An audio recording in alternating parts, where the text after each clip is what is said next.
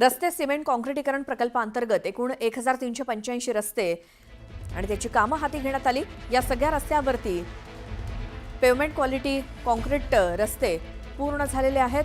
त्यापैकी 30 रस्त्यांचा अंशतः भाग मास्टिक अस्फाल्टद्वारे पूर्ण करण्यात येतोय, तर बहुतांश रस्ते एंड टू एंड तर काही रस्ते जंक्शन टू जंक्शन पूर्ण झालेत। उर्वरित कामं ही पावसाळ्यानंतर केली जाणार आहेत।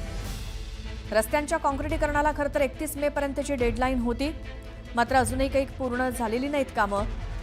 खोदकाम केलेल्या 1385 रस्त्यांचं काँक्रिटीकरणाचं काम मुंबईमध्ये पूर्ण झालेलं आहे आणि 5 जूनपासून सगळे रस्ते वाहनांसाठी खुले होतील असं सांगण्यात आलंय। अधिक माहितीसाठी आपण जाऊयात, आमच्या प्रतिनिधी सुस्मिता बदाणे आपल्या सोबत आहेत। सुस्मिता, आपल्या सगळ्यांना माहिती आहे या कामाची डेडलाईन 31 मे होती, मध्येच पाऊस आला आणि त्यानंतर आता या सगळ्या कामाची परिस्थिती काय आहे, कधीपर्यंत कामं पूर्ण होणार आणि हे रस्ते सेवेत दाखल होतील? खरं तर 31 मे पर्यंत मुंबई आणि मुंबई शहर उपनगर या भागामधील सर्व रस्त्यांचे काँक्रिटीकरणाचं काम पूर्ण करण्याचे आदेश मुंबई महानगरपालिकेच्या आयुक्तांनी साधारणपणे 90 दिवसांपूर्वी दिलेले होते। त्यानंतर पुन्हा एकदा आपण जर बघितलं तर या दरम्यान जी आढावा घेण्यात आला त्यामध्ये काही ठिकाणी कॉन्ट्रॅक्टर्सवरती दंडात्मक कारवाई सुद्धा करण्यात आली, परंतु अजूनही अनेक ठिकाणी हे काम बाकी आहे। साधारणपणे 1385 किलोमीटर लांबीचे रस्ते जे आहेत ते हे काँक्रिटीकरणाखाली घेण्यात आले होते। अशाच एका वरळीतल्या रस्त्यावरती मी सध्या उपस्थित आहे। या रस्त्यांची पाहणी स्वतः आदित्य ठाकरे यांनी देखील केलेली होती। विविध टप्प्यांमध्ये ही कामं केली जात आहेत। खरं तर 5 जूनपर्यंत रस्त्यांच्या बाजूचे जे कॉरिडॉर्स आहेत ते हटवण्यात यावे अशा पद्धतीच्या सूचना दिलेल्या आहेत।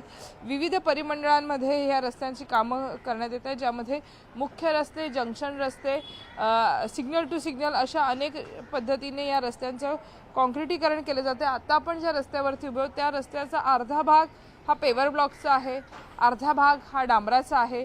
ज्या ठिकाणी आपण सध्या उभे आहोत हा रस्ता खरं तर काँक्रीटचा होणं अपेक्षित होतं, परंतु ते झालेलं नाही आहे। वेळेअभावी मध्यातच आपण जर बघितलं तर चारही बाजूंनी येणाऱ्या ज्या बीडीडीतल्या चाळी आहेत तिथून येणारा हा जो पूर्ण रस्ता आहे याच्यावरती याचा परिणाम होतो। एसएसए मार्गावरती आपण जर सध्या बघितलं तर खूप मोठ्या प्रमाणात या एका पॅचमुळे परिणाम होतो। याच ठिकाणी पालिकेची शाळासुद्धा आहे, विविध कॉर्पोरेट ऑफिसेससुद्धा आहेत, तरी असं असताना सुद्धा चारही बाजूंची ट्रॅफिक अडवण्याचं काम या एका अर्धवट कामामुळे होते। खरं तर 80% काम 90% काम पूर्ण झाले असल्याचं पालिकेनं म्हटलेलं आहे, पण नागरिकांना दररोजचा त्रास होतो। काही नागरिक माझ्यासोबत आहेत। किती दिवस झालं हे काम सुरू आहे? काय तुम्हाला वाटतं डेडलाईन पाळली जाईल 31 मे पर्यंत हे काम पूर्ण होईल? हा, जवळजवळ आता हे 7-8 महिने झाले इथे शाळा। आता थोड्या दिवसात शाळा चालू होणार आहे इथे। आंबेडकर शाळा म्हणून आहे, 2 शाळा आहेत जवळ एकदम नजीकच। मुलं येणार जाणार, मराठा हायस्कूल म्हणून एक शाळा आहे आणि आंबेडकर शाळा म्युन्सिपाल्टीची। त्यामुळे इथे येणारे जाणाऱ्या मुलांना एवढा त्रास होणार आहे। म्हातारी माणसं किंवा त्यांच्या आई वगैरे पोचवायला येतात, त्यांना एवढा त्रास होणार आहे। खड्डे असे असले तर कसं येणार बघा तुम्ही। इकडून तेवढं आता परत इथून पुढे खोदणार आणि असं रेंगाळतच चाललेलं आहे। 31 मेची डेडलाईन दिली, तुम्हाला वाटतं तोपर्यंत कधीच काम होणार नाही त्यांची डेडलाईन कधीच होत नाही, कामच होणार नाही। अर्धवट काम अजून तिथपर्यंत नाही, तिकडून खोदत आणलं। कारण इथं या साईडला म्हणजे शिरा मिलच्या साईडला टोटली पाणी थांबतं आणि पाणी भरलं ना तर पुऱ्या बीडीडी चाळीत आतमध्ये फुल पाणी येतं। असेही समस्या इथे भरपूर समस्या पहिल्यापासूनच आहे, कधीच वरती येणार नाही। बीडीडी चाळला कधी येऊन देणार नाहीत ही लोक आणि असेच जिथे जाईल तिथे खोदाखोदी चाललेलं आहे। आता थोड्या दिवसात 10 दिवसात शाळा चालू होणार, मुलांची किती हाल होणार हे बघा ना तुम्ही। खरं तर या अरविंद नगर परिसरातल्या सर्व नागरिकांना याचा त्रास होतो।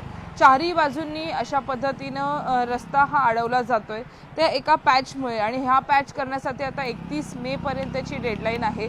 ती पालिकेच्या अधिकाऱ्यांकडनं, कर्मचाऱ्यांकडनं आणि कॉन्ट्रॅक्टर्सकडनं पूर्ण होते का हे बघणं महत्त्वाचं आहे। दरम्यान पटापट कामं पावसाळ्यापूर्वी करत असताना गुणवत्तेच्या बाबतीत सुद्धा अनेक प्रश्न निर्माण झाले, त्यामुळे या सगळ्या रस्त्यांचं ऑडिट व्हावं अशी मागणीसुद्धा, स्ट्रक्चरल ऑडिट व्हावं अशा पद्धतीची मागणीसुद्धा केली जात आहे।